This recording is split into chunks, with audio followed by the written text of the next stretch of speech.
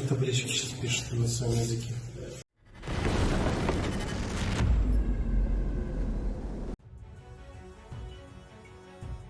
Russian telegram channels report that injured North Korean soldiers are kept on a separate floor in a hospital in Russian Kursk. Reportedly, over 100 North Korean soldiers are in just that hospital. So this is just one hospital. It seems North Koreans are taking a heavy beating.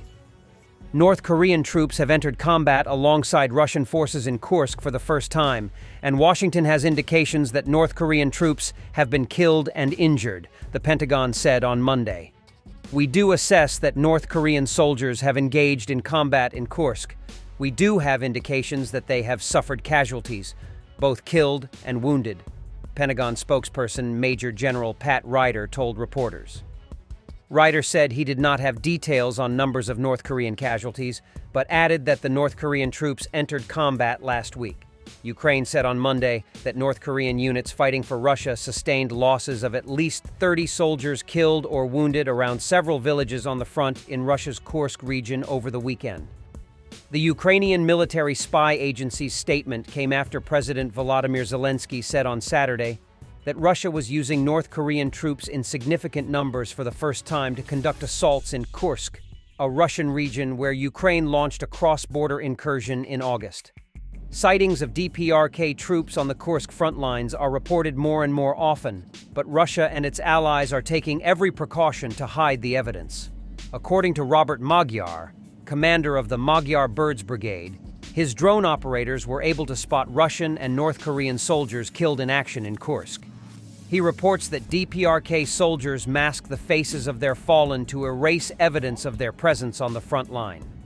Meanwhile, the spokesperson for the Operational Strategic Group of Troops, Kortitsia, Nazar Voloshin, told Ukrainian media that Russians are considering the deployment of North Korean forces in other areas of the front line, outside of Kursk, due to the extensive losses they are taking in eastern Ukraine.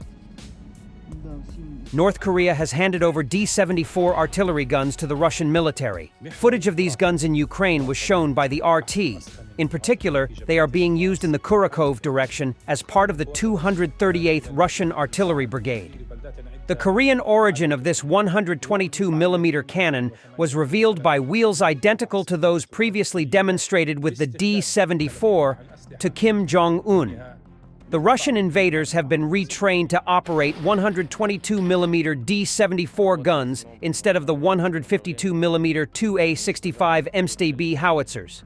Russian troops also have Korean of 4.72 shells and charges, copies of Soviet ones. The footage clearly shows the characteristic blue color as well as the unpainted lead belt and centering depressions, which are typical of North Korean shells. As in the case of the 130mm M46 guns, the reason for the return of these artillery platforms to service was the supply of rare ammunition that is no longer produced in Russia. During the Soviet era, a small number of D-74 guns were produced. They were mainly produced for the needs of Allied countries, including locally under license. Between the 1960s and 1970s, almost all D-74s were removed from Soviet arsenals and transferred to the Middle East and Asia. In Europe, these guns were used to a limited extent by the Warsaw Pact countries, including Hungary, Poland, Bulgaria, and the former German Democratic Republic. However, those guns have been decommissioned. D-74s were and still are actively used by the armies of North Korea, Vietnam, China, and Algeria. Russian winter holidays. Do we need a liberal? No. Liberal. Go away.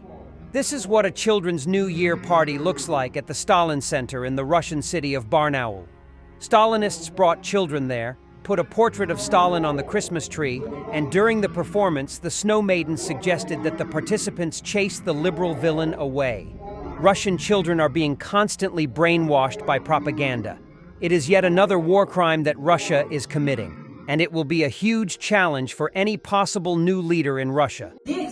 Прогоним Бармалея? Да! А нужен ли нам либерал? Нет! Бармалей! Либерал! Уходи! Бармалей! Либерал! Уходи! Бармалей! Либерал! Уходи! the Kyrgyz state-owned company created to facilitate payments for supplies to Russia, has refused to help Russians circumvent sanctions, Russian media report. In late August, under pressure from the United States, Kyrgyzstan's authorities imposed a one-year ban on transferring payments from foreign companies outside the country without the actual delivery of the purchased products to Kyrgyzstan. This effectively blocked a popular method used by Russian companies to pay for goods, including sanctioned ones, and services in China and Europe. They would transfer currency, dollars, yuan, and sometimes rubles, from Russia to their entities or intermediaries in Kyrgyzstan, who then forwarded the payments to foreign suppliers. The purchased goods would then travel from the country of purchase to Russia through the shortest and most cost-effective route, bypassing Kyrgyzstan. The scheme was cheap and fast. Money reached the recipient in a few days, and the costs did not exceed 1 to 2% of the payment.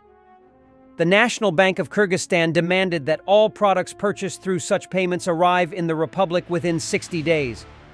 Just before this, a delegation from the U.S. Department of the Treasury had demanded that Kyrgyz banks stop providing services to Russia for sanction circumvention, threatening to disconnect them from dollar payments and SWIFT.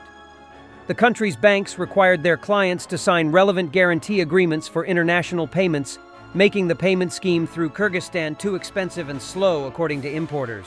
Russia is disrupting mobile communications and ship tracking in the Baltic Sea, which could pose a threat to vessels and energy supplies. In this way, Russia is trying to test the reaction of Western countries, Polish Vice Admiral Krzysztof Jaworski told Reuters news agency. According to Jaworski, Russia systematically uses such tactics to hide the movement of its ships and disrupt the operations of other nations in the Baltic Sea. The hybrid war in the Baltic is the biggest challenge we face. We are talking about Russia's aggressive behavior. They are trying to disrupt our lives. They are also testing us as an alliance, to see how far they can go, the Vice Admiral stated. According to the head of the German Foreign Intelligence Service, Bruno Kahl, Russian sabotage against Western targets may force NATO to consider invoking Article 5 on mutual defense of the alliance.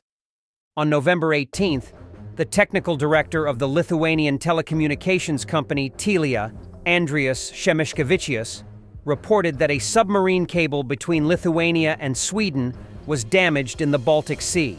Telia transmits the internet connection to Lithuania via 3 cables. The incident caused a 1/3 reduction in internet bandwidth, but the connection was restored to users, Šemeškevičius shared. Finnish state-owned data service provider Cinia reported that a malfunction was detected in the Sea Lion 1 cable. It runs for almost 1,200 kilometers from the Finnish capital Helsinki to the German port city of Rostock. On November 19th, the Finnish newspaper Helsingin Sanomat reported that the Chinese ship Yipeng 3 was passing near 2 damaged communication cables in the Baltic Sea around the time the damage was discovered.